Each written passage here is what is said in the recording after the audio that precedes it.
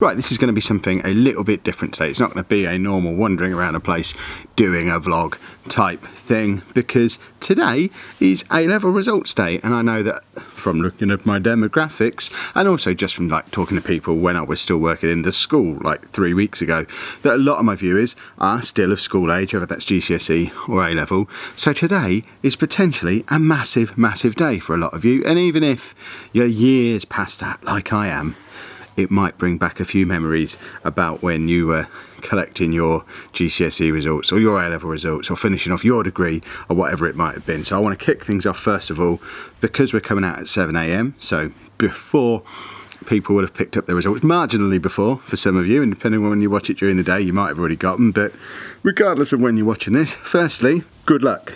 I hope it all turns out the way you hoped it would turn out, and if you've already got the results, I hope we've still got our thumbs up. But if we haven't, don't worry too much. I'm taking my teacher hat off officially at this point, even though it's not really been on my head for a number of weeks now. It's time to tell you the story of Kev and why, even if today hasn't turned out the way you hoped it would turn out, it's not necessarily the end.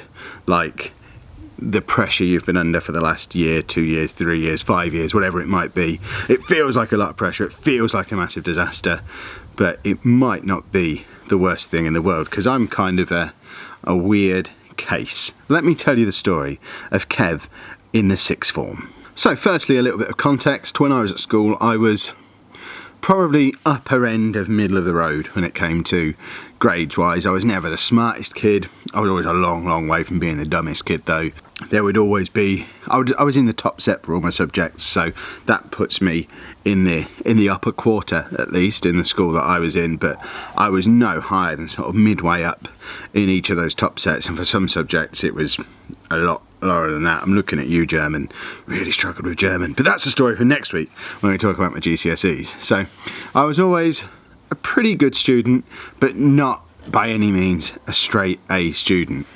But during year 12, during my lower sixth as we called it then, because I'm that old, there was a short period of time where I pretended to be a straight A student. Not deliberately, it's just kind of the way it turned out. The A-levels I chose, we chose 3, and then we had to do something called general studies as well, which as far as I can tell doesn't exist anymore. But back then it counted as an extra A-level, so I officially have 4 A-levels. I did business studies, maths and physics, plus general studies. And again, back then, because I'm that old, and it's actually swinging back round to this now anyway, but back then it was all done based on your exam at the end of the 2-year course, apart from business studies, which was a shiny new style course that was done in modules. And I think it was 4 or 5 modules over the course of the 2 years, including some exams that would be taken in year 12, similar to how AS levels came to be, even though they're now in the process of being phased out again. Year 12 went brilliant for me. I was riding high on the crest of a wave after some much better than expected GCSE results. I'll explain the full ins and outs of it next week when I talk about GCSEs, but my dad basically, when I got my predicted grades for my GCSEs, set me a financial reward and targeting system based on the predicted grades that I'd got, and it was something like, if I beat a grade by 1 grade I'd get a tenner, by 2 grades it was 20 quid, 3 grades was 50 quid. I rinsed my dad for like £500 on my GCSEs. They just went far better than expected, and it was the first time I kind of realised I don't feel pressure the way other people do, and it didn't matter that I wasn't as smart as everybody else. I didn't crumble in exams the way other people sometimes did. So much higher than expected, and I carried that through my first year of my A-levels and came out of it with 99% on my first business studies module, which was a double module that was at the end of year 12, and got A's on both maths and physics in the mock papers that we did at the end of year 12. Everything was going brilliantly, but then I discovered girls. Now, I'd been vaguely familiar with the concept of girls up until this point. I got my first girlfriend around about Christmas of year 12, or first like proper girlfriend. Anyway, there'd been a couple before her, but the first proper girlfriend was around the Christmas of year 12, and she was kind of around and about the place over the course of that second half of year 12, but not to the extent that she was over the course of that summer when my parents went away on holiday and left us with the house to ourselves, basically. And year 13 just all went wrong. Massively far too deep into a relationship than what you're supposed to be as a 17, 18-year-old. And then it was a relationship that ended after like 18 months. And then there was a couple of other quick relationships. And then I met the girl who would go on to become the mother of my children, my ex-wife. So, and this all sort of happened between Christmas of year 12, when I met the first serious girlfriend, and probably 2 years later, I was moving out of home to move in with the girl who would go on to become my wife. So, a pretty hectic 2 years. But unfortunately, what that meant was my grades went because I was distracted by all this other stuff during year 13. I also spent the majority of year 13 working far more hours than I was supposed to. Does that sound familiar to anyone? Kev's always liked money, and I worked in the Clark's shoe shop, starting from, again, probably about halfway through year 12. Started it with it just being a Saturday job, but by the time I got into year 13, I really realised I liked money, plus I had all these girls to spend all this money on. I was working all day Saturday, all day Sunday, Thursday evenings and Friday evenings, plus in the school holidays I would work every day. I was like the Sunday and Thursday night supervisor in the shop that I was in, running the shop basically. I loved it. It was a great fun. I loved that job to the point where I almost went and did their management training course and forgot about education stuff altogether. But the combination of girls and money, job stuff meant that I went from being this close to a model student in year 12, like close to straight A's in year 12, to dragged myself through my A-levels by the skin of my teeth. My maths A-level mock that happened around about Easter time of year 13, I got an E, and it did look like it was all going to go desperately wrong. The university places that I'd applied for the previous year were all based on me getting A's and B's, because that's what I was predicted, that's what I got at the end of year 12, and it was starting to look like that might not be a possibility. It got to the point where I think only 2 of my choices still matched up with what I got in my mock exams, the last set of mock exams before we did the real thing. I did knuckle down a little bit from then, but kind of as part of that knuckling down process, I didn't stop seeing my girlfriend. I didn't stop working the hours I was working. I just found extra time to do the minimal amount of studying that I needed to do to get where I needed to be. And again, does any of this sound familiar? Kev doesn't learn. Pretty much got to the point where I did drag myself through by the skin of my teeth and got the entry requirements I needed to get into university. So I ended up with an A in business studies, a B in general studies, and C's in maths and physics, which would have been enough to get me to my first choice, which was London School of Economics. My backup, I think, was Birmingham.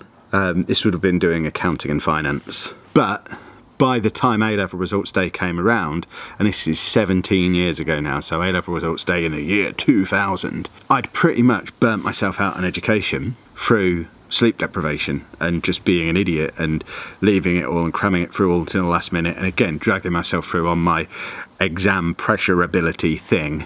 And by the time A-level results day came around, I'd convinced myself I was failing everything, and as part of that convinced myself that I was going to have a year out. But what I actually meant was, I'm not going to university.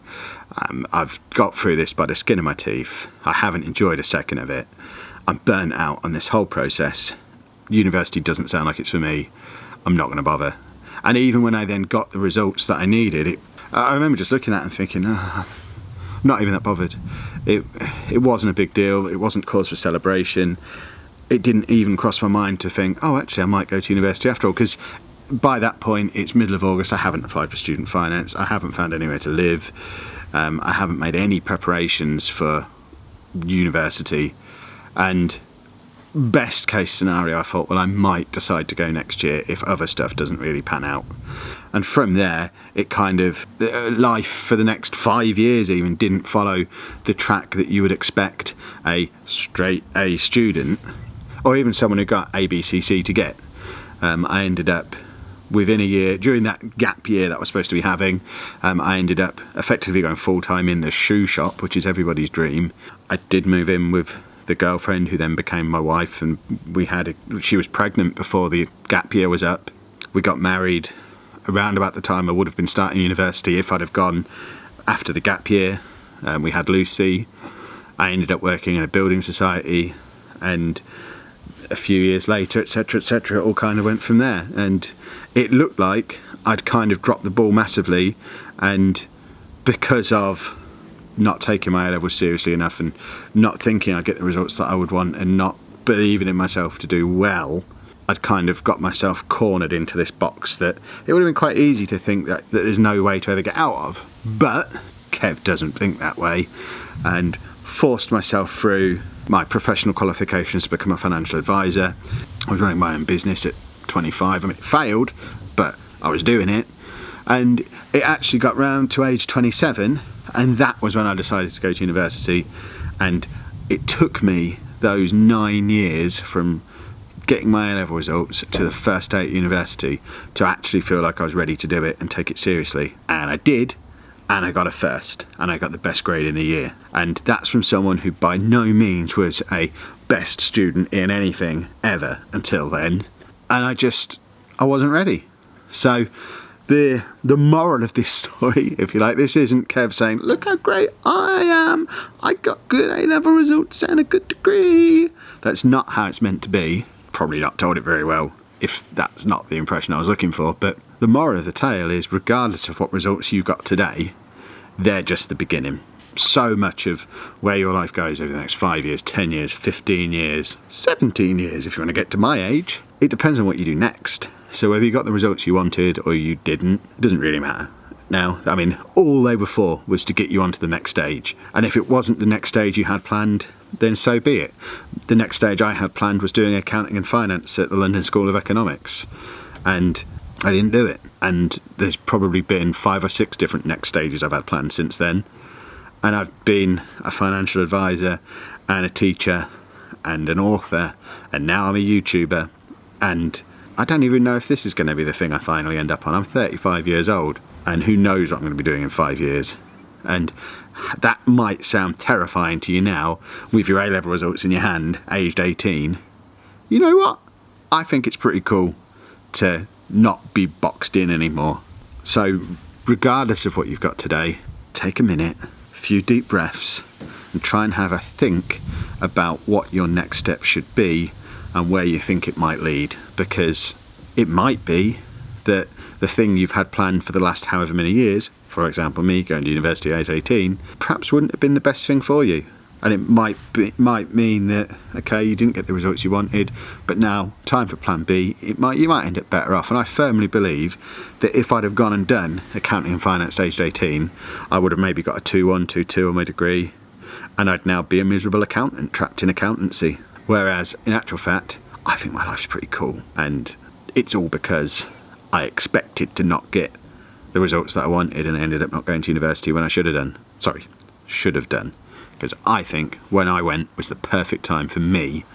So whatever you got today, don't feel that there's a right or wrong thing that you need to do next. Do the thing that feels right for you, and trust in your own ability and your own goals and dreams that you'll end up doing the right thing eventually, probably. Is YouTube the right thing?